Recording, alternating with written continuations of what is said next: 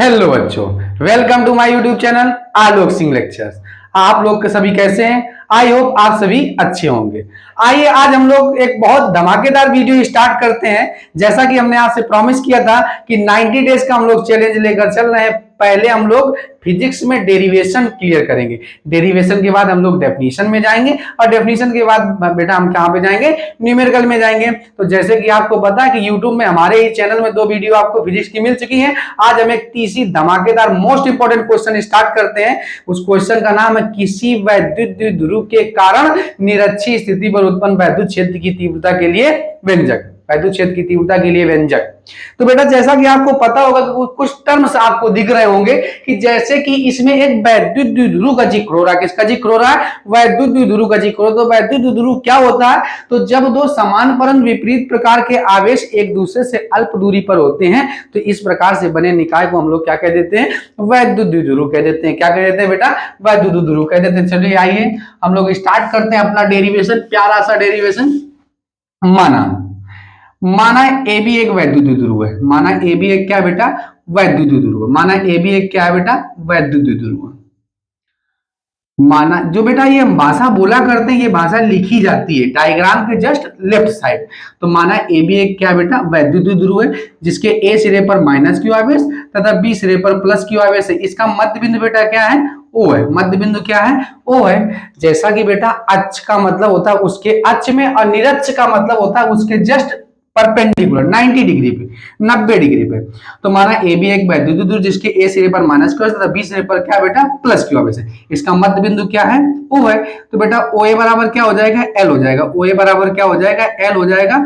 And O B बराबर में क्या हो जाएगा बेटा? एल हो जाएगा। ओ बी बराबर में क्या हो जाएगा? अब मध्य बिंदु ओ से, मध्य बिंदु ओ से, मध्य बिंदु ओ से, मध्य बिंदु ओ से आर दूरी पर कोई बिंदु P है जहां पर वैद्युत क्षेत्र की तीव्रता की क्या करनी है बेटा?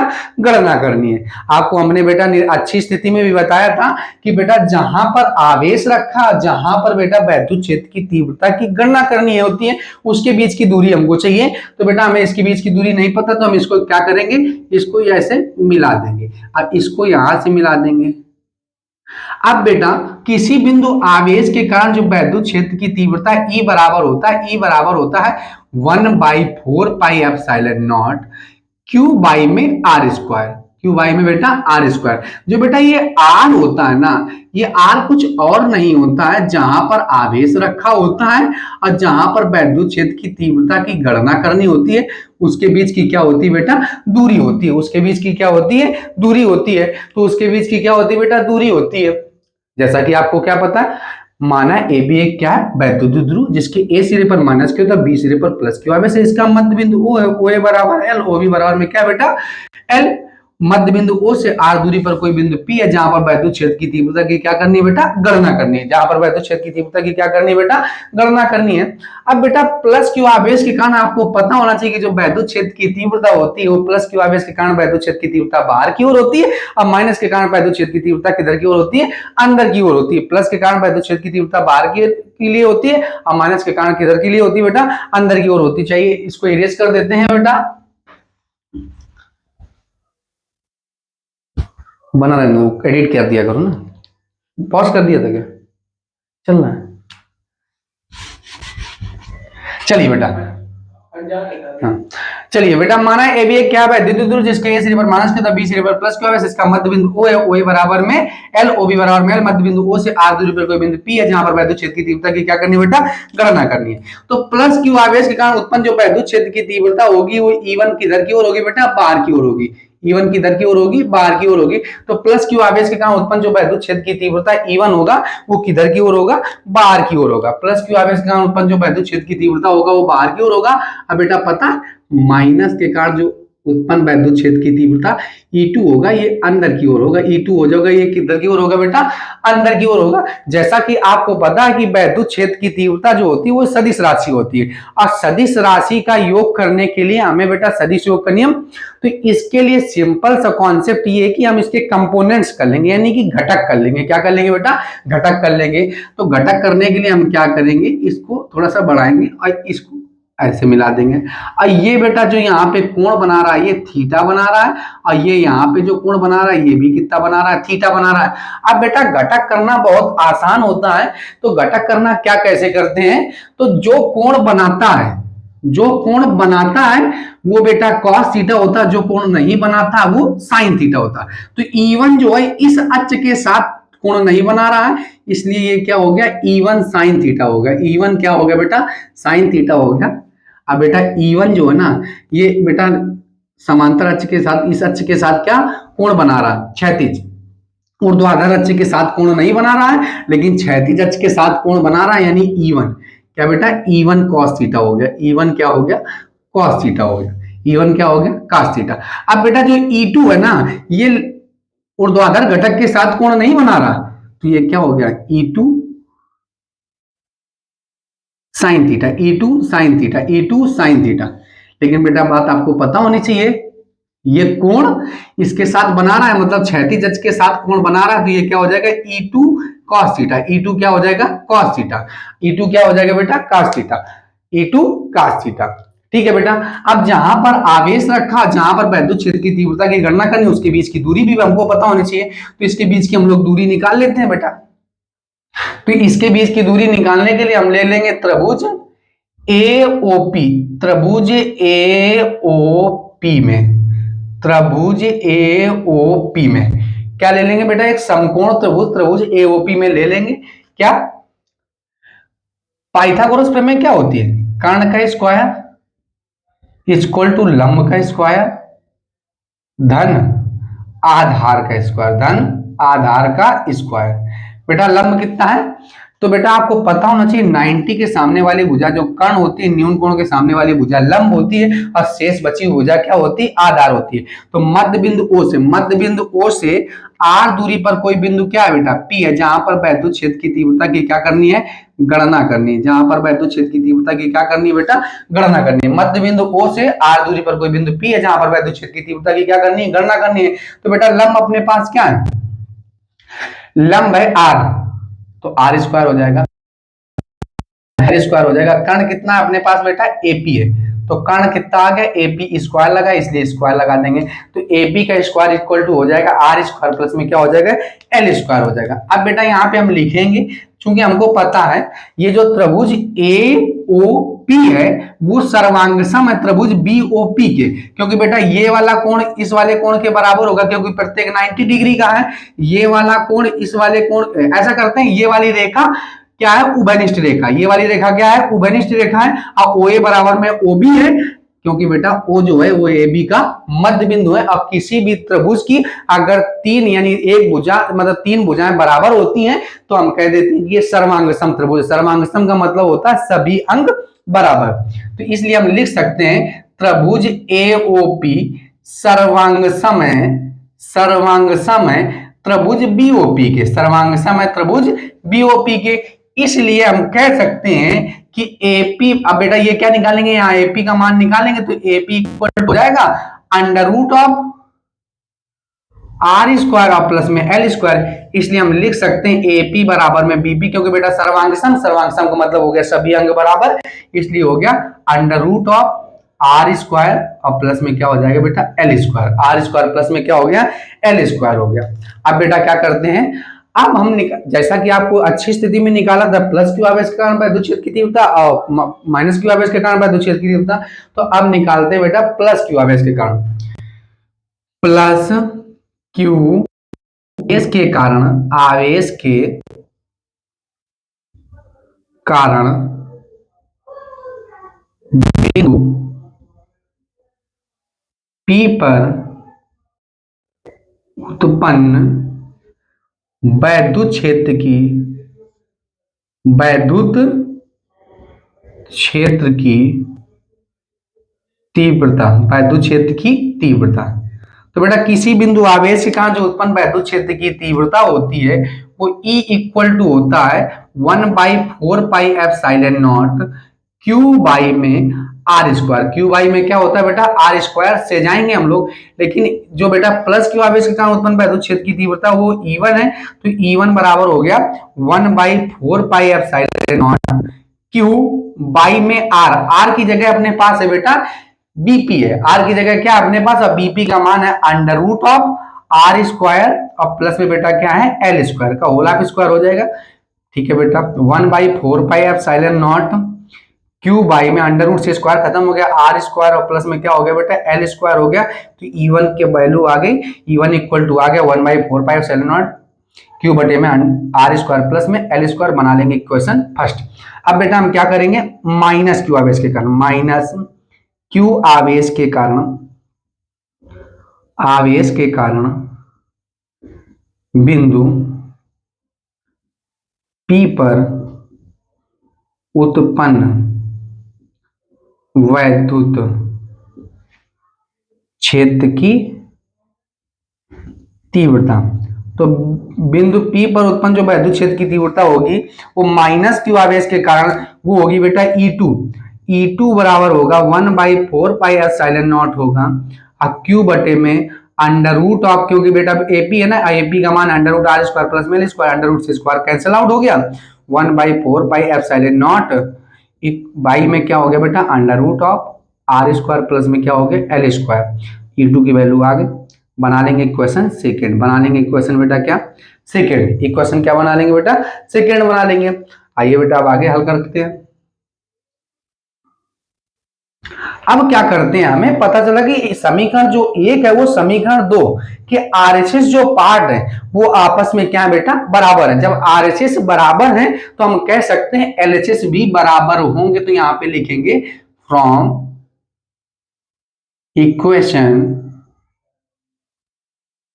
First and second, first and second, यानी हम लिख सकते हैं E1 बराबर में E2 बराबर में 1/4 pi epsilon naught Q by में are square plus L square बना लेंगे इक्वेशन थर्ड। इक्वेशन क्या बना लेंगे बेटा थर्ड, क्योंकि सेकंड तक बन चुका था, अब इसको बना लेंगे इक्वेशन थर्ड। आई होप आपको यहां तक समझ में आ गया होगा। अब हम लोग देखते हैं कि E1 जो है वो E1 sine theta, E2 sine theta, E1 और E2 तो आपस में बराबर हो गया, तो जब E1 और E2 बराबर हो गया तो हम कह सकते हैं कि जो इसके ऊर्ध्वाधर घटक है E1 साइन थीटा और E2 cos थीटा ये आपस में बराबर एवं विपरीत हैं। बराबर एवं कैसे हैं विपरीत, जो दोनों एक दूसरे को कैंसिल आउट कर देंगे। अगर आपको ऐसे समझ में नहीं आ रहा तो इस डायग्राम को हम जूम आउट करते हैं, क्या करते हैं जूम आउट कर लेते हैं। देखो बेटा यहां पे ठीक है, ये ऐसे तो डायग्राम बना, अब आपको ज्यादा समझ में आ जाएगा।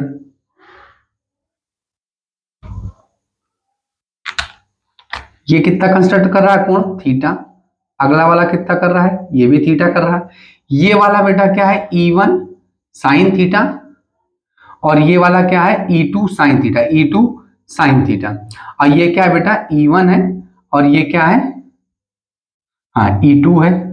इसके जो क्षैतिज घटक है वो E1 साइन थीटा है, अगेन वाला कितना है बेटा E2 sine theta, E2 sine theta, E2 sine theta. तो बेटा ध्यान सुन लेंगे, यहाँ पे भी लैंग्वेज लिखी जाएगी। क्या लैंग्वेज लिखिएगा, डायग्राम बन गया, डायग्राम के जस्ट राइट साइड लिखी जाएगी लैंग्वेज, क्या लिखी जाएगी तो हम रिपीट किए दे रहे हैं।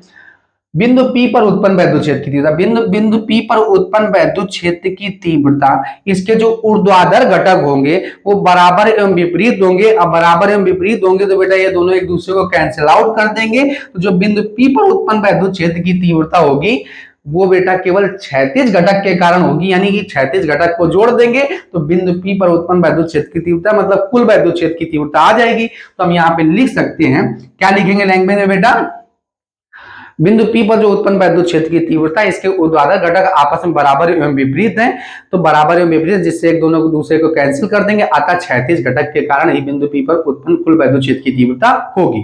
तो अब यहाँ पे हम लिख सकते हैं अतः क्षैतिज घटक के कारण, अतः क्षैतिज घटक, क्योंकि बेटा ऊर्ध्वाधर घटक तो एक दूसरे को कैंसिल कर दिए ना, तो अतः क्षैतिज घटक के कारण, घटक के कारण P पर उत्पन्न कुल वैद्युत क्षेत्र की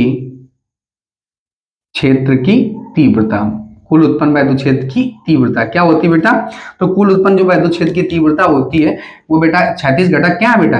एक तो है अपने पास ई बराबर लिखते हैं बेटा ई नेट या ई नेट ई बराबर लिख सकते हैं E1 साइन थीटा। E1 क्या हो गया बेटा? Sine theta. अगला हो गया बेटा प्लस में E2 साइन थीटा। अब बेटा हमको एक बात पता है, इक्वेशन थर्ड देखेंगे, चूंकि E1 और E2 आपस में बराबर है, E1 और E2 आपस में क्या है? बराबर है। तो कोई बेटा E1 की जगह चाहे E2 लिख दो, चाहे E2 की जगह E1 लिख दो। तो E1 साइन थीटा ऐसे बना रहने दो और E2 की जगह लिख दो E1। तो E1 क्या हो जाएगा बेटा? Sine theta. E1 क्या हो जाएगा? साइन थीटा हो जाएगा। 2E1 मिलकर क्या हो जाएगा बेटा? 2E1 sine theta. 2E1 sine theta E equal to हो जाएगा 2E1 sine theta. 2E1 sine theta बना लेंगे, बनाएंगे नहीं बेटा। अब E1 का मान उठा के रख देंगे इक्वेशन थर्ड से। तो यहाँ पे लिखेंगे from equation third, from equation third, from equation third. अब बेटा फ्रॉम इक्वेशन थर्ड में वैल्यू रख दो, यानी E1 का मान रख दो। तो क्या हो जाएगा 1/4 पाई एप्सिलॉन नॉट अब क्यू, अब बाई में under root of are square plus L square, यानी टू बेटा है ना, तो 2Q हो गया अपान में आर स्क्वायर प्लस में क्या हो गया? एल स्क्वायर हो गया। अब बेटा क्या करते हैं? अब बेटा कास थीटा, सॉरी यहाँ पे बेटा हमने क्या कर दिया, जो कोण बना यहाँ पे बेटा साइन थीटा, देखो यहाँ पे क्या कॉस थीटा, तो यहाँ पे भी क्या क्या हो गया बेटा? कॉस थीटा हो गया, यानी E1 कॉस थीटा अब प्लस में क्या हो गया बेटा? E2 cos theta. क्योंकि बेटा यहाँ पे देखो जिसके साथ कोण बनाएगा वो कॉस थीटा, जिसके साथ कोण नहीं बनाएगा वो साइन थीटा होगा। जिसके साथ कोण बनाएगा वो कॉस थीटा, जिसके साथ कोण नहीं बनाएगा वो साइन थीटा होगा। तो ये क्या हो गया बेटा? Cos theta. यहाँ पे गलत लिख दिया हमने, मतलब साइन थीटा ना होकर क्या होगा बेटा? सब जगह लिख दिया गलत। ई कॉस थीटा क्या होगा बेटा? Cos theta. यहाँ पे मेरे क्या होगा? Cos theta. ये सब जगह क्या होगा? क्योंकि बेटा आप क्षैतिज घटक के कारण निकाल रहे हैं, ऊर्ध्वाधर घटक एक दूसरे के बराबर एवं कैसे हैं? विपरीत हैं। बराबर एवं कैसे बेटा? विपरीत हैं। बराबर एवं कैसे बेटा? विपरीत हैं। तो E इक्वल टू हो गया 1/4 पाई एप्सिलॉन नॉट 2Q बटे में आर स्क्वायर प्लस में एल स्क्वायर इंटू में कॉस थीटा। अब बेटा त्रिभुज AOP ले लेते हैं, त्रिभुज AOP में, त्रिभुज AOP में लगा देते हैं कॉस थीटा। क्या लगा देते हैं? Cos theta. कॉस थीटा बराबर होता है लंब बटे में आधार, लंब बटे में, सॉरी लंब बटे में नहीं, आधार बटे में कर्ण होता है। आधार बटे में क्या होता है बेटा? कर्ण होता है। आधार बटे में कर्ण होता है। आधार बटे में क्या होता है? कर्ण। आधार कितना है बेटा? तो आधार आपको पता होना चाहिए AO है। क्या है? AO। AO का मान कितना है? L। और कर्ण कितना है बेटा? कर्ण है आधार बटे में कर्ण, और कर्ण है बेटा कितना? न्यून कोण के सामने वाली भुजा क्या होती है? लंब। अब कर्ण हम लोगों ने निकाला था, कर्ण था AP, या आप कह सकते हैं BP। कर्ण त्रिभुज AOP का AP है कर्ण। तो AP का मान कितना? Under root of are square plus में L square, under root are square plus में एल स्क्वायर। बेटा इसको इक्वेशन बना लो फोर्थ। क्या बना लो? फोर्थ। क्या बना लो? फोर्थ। अब यहां पे लिखेंगे दिस वैल्यू। कौन सी वैल्यू बेटा? This value, this value putting on equation third, putting on equation, यह मान समीकरण, सॉरी फोर्थ में, क्या रखने पर? फोर्थ में रखने पर। This value putting on equation fourth रख दो बेटा, वैल्यू पुट अप करो। तो E इक्वल टू हो जाएगा, E इक्वल टू हो जाएगा, क्या होगा बेटा? E इक्वल टू हो जाएगा 1/4 pi epsilon not 2Q L बेटा बटे में under root are square plus L square है, तो L ऊपर हो जाएगा, बटे में आर स्क्वायर और प्लस एल स्क्वायर था ही बेटा, इनटू में आ गया, और आगे क्या? Under root of are square plus में एल स्क्वायर। ठीक बेटा। अब जैसा कि आपको पता है कि गुणा में जो घातें होती हैं वो जुड़ती हैं, यानी कि अगर गुणा में घातें जुड़ती हैं तो आप कह सकते हैं यहाँ पे 1 लिखा हो 1/2, तो 2 एकम 2, 2 1 3, 3/2, 3/2। यहाँ पर बेटा आपको और भी पता है, क्योंकि जो वैद्युत ध्रुव होता है, वैद्युत ध्रुव आघूर्ण होता है, किसी एक आवेश के परिमाण तथा दोनों आवेशों के बीच की दूरी गुणनफल के क्या होता है बेटा? बराबर होता है। तो P इक्वल टू हम लिख सकते हैं 2QL। P बराबर क्या लिख सकते हैं? 2QL। तो 1/4 पाई एप्सिलॉन नॉट, इसकी जगह क्या लिख सकते हैं? P। ये बेटा हो जाएगा under r square plus L square की power 3/2, r square plus l, r square plus L square की पावर 3 में 2। अब बेटा क्या करेंगे कि 3/2 हो गया। अब यहाँ पे लिखेंगे चूंकि L is very less than very less than very less than very less than very less than very less than very less than R। L जो है वो R की अपेक्षा बहुत छोटा है, इसलिए R को हम क्या L को क्या मान लेंगे बेटा, नगण्य मान लेंगे, नेग्लेक्ट कर लेंगे, नगण्य मान लेंगे। तो P बटे में क्या हो जाएगा, ये बेटा R L तो 0 हो जाएगा की पावर 3 में क्या हो गया 2, 2 से 2 कैंसिल आउट हो गया। E इक्वल टू हो गया 1/4πε0 P बाई में R³ बेटा का मतलब, कहने का मतलब जो अच्छी और निरक्षी में केवल इतना सा अंतर होता है कि निरक्षी में जो होता है वो E इक्वल टू होता है 1/4πε0 P बटे में R³, और अच्छी स्थिति के कारण जो उत्पन्न विद्युत क्षेत्र की तीव्रता होती है वो E इक्वल टू होता है 1/4πε0 2P बटे में R³। आई होप आप लोगों को ये डेरिवेशन बहुत अच्छे से समझ में आ गया होगा। ऐसा करते हैं कि एक बार हम और रिपीट कर देते हैं इस डेरिवेशन को। तो हमने क्या किया, माना ए बी एक वैद्युत ध्रुव है जिसके ए सिरे पर माइनस क्यू है तथा बी सिरे पर क्या बेटा प्लस क्यू आवेश है। इसका मध्य बिंदु ओ है, ओ ए बराबर एल, ओ बी बराबर में एल, ओ ए बराबर में एल, ओ बी बराबर में एल, मध्य बिंदु ओ से आर दूरी पर कोई बिंदु पी है जहां पर वैद्युत क्षेत्र की तीव्रता की क्या करनी है, गणना करनी है। तो दो आवेशों के कारण बिंदु पी पर उत्पन्न वैद्युत क्षेत्र की तीव्रता होगी। कहने का मतलब प्लस क्यू आवेश के कारण उत्पन्न जो वैद्युत क्षेत्र की तीव्रता होती है वो बाहर की ओर, और माइनस के कारण जो उत्पन्न वैद्युत क्षेत्र की तीव्रता होती है वो किधर की ओर होती है, अंदर की ओर होती है। किधर की ओर होती है बेटा, अंदर की ओर होती है। तो हमने सबसे पहले क्या किया, बीच की दूरी निकाल ली। बीच की दूरी निकालने के बाद त्रिभुज एओपी लिया, उसमें बेटा पाइथागोरस प्रमेय लग गया। तो हमें पता चला कि ये दोनों त्रिभुज सर्वांग सम है। सर्वांग सम का मतलब होता है सभी अंग बराबर, सभी अंग बराबर, यानी एपी बराबर बीपी बराबर में under root are square plus में एल स्क्वायर। तो प्लस क्यू आवेश का बिंदु पी पर उत्पन्न जो वैद्युत क्षेत्र की तीव्रता होती है ई बराबर होता है 1/4πε0 क्यू बटे में आर स्क्वायर से। E1 का मान आ गया 1/4πε0 क्यू बटे में अंडर रूट से स्क्वायर खत्म हो गया। बेटा E2 का मान आ गया। हमें पता चला कि E1 और E2 आपस में बराबर है। जब बिंदु P पर हमने बेटा उसके घटक किए तो इसके जो ऊर्ध्वाधर घटक आए वो बराबर एवं विपरीत आए, जो दोनों एक दूसरे को कैंसिल कर दिए। अतः जो बेटा बिंदु P पर उत्पन्न वैद्युत क्षेत्र की तीव्रता वो केवल क्षैतिज घटक के कारण उत्पन्न हुई। तो अतः क्षैतिज घटक के कारण बिंदु P पर उत्पन्न वैद्युत क्षेत्र की तीव्रता बेटा एड ऑन कर दे, चूंकि E1 बराबर में E2 था तो एक वैल्यू पुटअप कर दी, E1 की वैल्यू पुटअप की। अब यहाँ cos थीटा की वैल्यू निकालने के लिए हमने त्रिभुज AOP में गए, cos थीटा की वैल्यू पुटअप कर दिया बेटा। चूंकि हमको पता है 2QL होता है P, वैल्यू पुटअप किया, चूंकि L is very less than very less than very less than R बेटा। तो L हो गया 0, 2 से 2 कैंसिल आउट हो गया, E बराबर हो गया 1/4πε0 P बटे में R³। आई होप आप लोगों को ये डेरिवेशन बहुत अच्छा लगा होगा। अगर आपको ये डेरिवेशन अच्छा लगा तो आप हमारे चैनल को सब्सक्राइब कर सकते हैं, जिससे कि आपको अब बेल आइकन दबाना बिल्कुल मत भूलिएगा, क्योंकि बेटा जैसे ही हम वीडियो अपलोड करेंगे तो आपके पास नोटिफिकेशन पहुंच जाएगा। अगर आपको ये वीडियो अच्छी लगी हो तो आप हमारे चैनल को लाइक, शेयर एंड सब्सक्राइब कर सकते हैं।